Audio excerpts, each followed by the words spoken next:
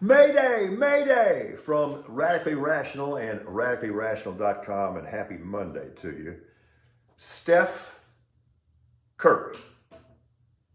I will leave it to you to come up with your own superlatives because mine are inadequate. I had never seen anything like that, and neither have you, because nobody's ever dropped 50 in a Game 7 before. That was amazing. So now Dubs and Lakers in the Western Conference semis, and I'm in. Man, some folks are just incorrigible. So Memphis Grizzlies loose cannon Dylan Brooks says he doesn't regret calling LeBron old. Well, you just can't teach that guy anything, can you? He says he's a competitor. I say he's an idiot. It's about to get real. The NFL is so good at parceling out these big off-season events. We just got through with the draft. Now they say they're going to release the schedule on May 11th. And that's always exciting because you've known who you're going to play, but now you know when and where. And from that point on, it is all rolling downhill in a big hurry towards September. And you know I like that. Remember this name, Howard Katz? He is the NFL's scheduling guru. I can't imagine a more complex or thankless job because everybody hates you.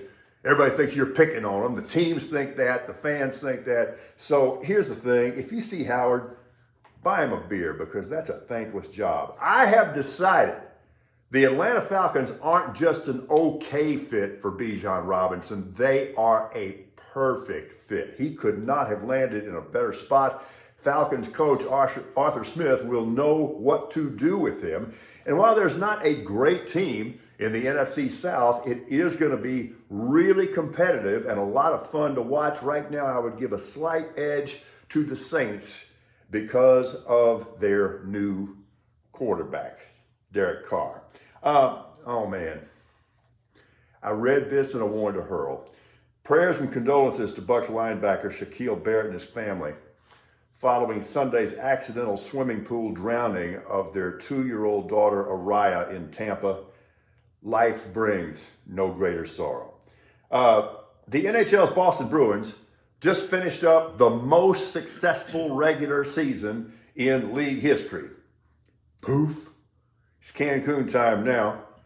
Boston lost the first round Game 7 to the Florida Panthers after the Bruins had been up 3-1 in the series.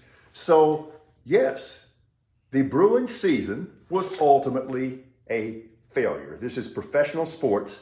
It's not CYO Sunday softball league, and nobody gets snow cones. All right, so I'm going to say this very quickly. Very similar to what we just experienced last week in the NBA.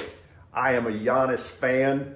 I like him. I respect him. I think he's good for the league, but he was dead wrong last week. And the extent to which he's getting praised, frankly, kind of sickens me.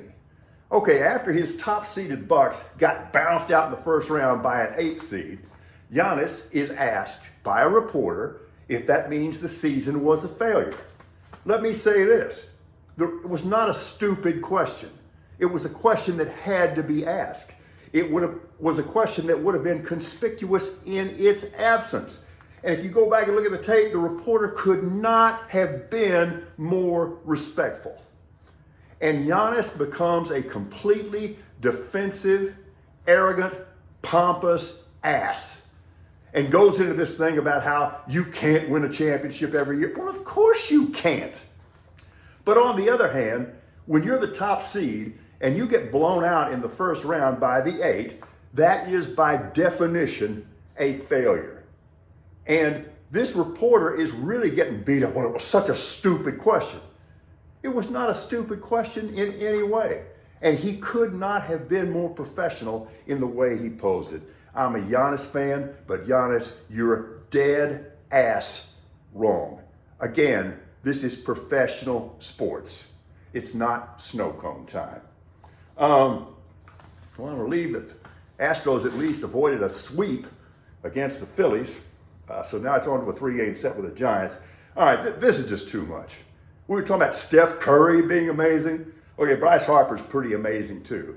because the Phillies say that Bryce Harper is going to return to the lineup as a DH tomorrow night, Tuesday night against the Dodgers. That would be 160 days after he underwent Tommy John surgery, and human beings just don't do that. Here's wishing Brittany Griner a smooth, normal, and successful season with the WNBA. It was good to see her back on the court at training camp Sunday. All right, so XFL championship game next weekend here in San Antonio at the Alamo Dome. Going to be DC versus Arlington. DC will be a heavy favorite there. They can play that rock and roll defense. Okay, so seems like some folks went to bed Sunday night with First Republic and woke up Monday morning rolling around with J.P. Morgan Chase. Kind of reminds me of Simon and Garfunkel's Celia. I got up to wash my face. When I come back to bed, someone's taken my place. Just leave the cash on the dresser. Now, it looks to me like we didn't learn as much as we thought we did or told ourselves we did back in 2008. That's now 3 big bank failures in America since March 10th, if you're keeping score. Now, Alito says he's pretty sure who leaked that Supreme Court draft in the Dobbs case. All right, big boy, spill it. You can't have it both ways, and that's clearly what you're trying to do. Remember when being a Supreme Court justice came with a certain set of expectations? Apparently that time is long gone. So it's so predictable at regular intervals. So now all of a sudden, Dr. Anthony Fauci is being recycled as the cult's eternal scapegoat and whipping boy. Now, why is that? Why would you do that? And it's an earnest appeal. Answer that question. Why would you do that? What is your problem? Be specific. And this just in, guns kill people. Hell yes, guns kill people.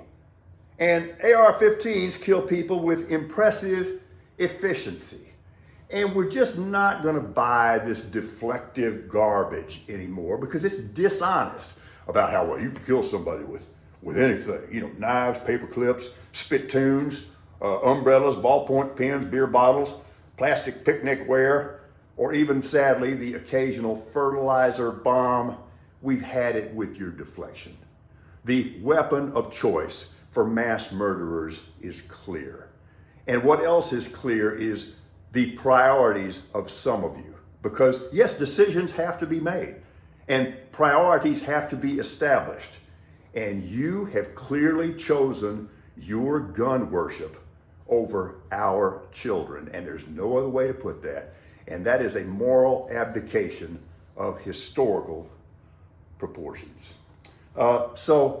Gosh, it looks like the American mega banking industry is not a well-regulated militia, right? Same thing could be said for the gun worship cult. So one final thing, there is no looming writer's strike on the horizon here. Every morning, including tomorrow, we'll be up to make the donuts because we are radically rational.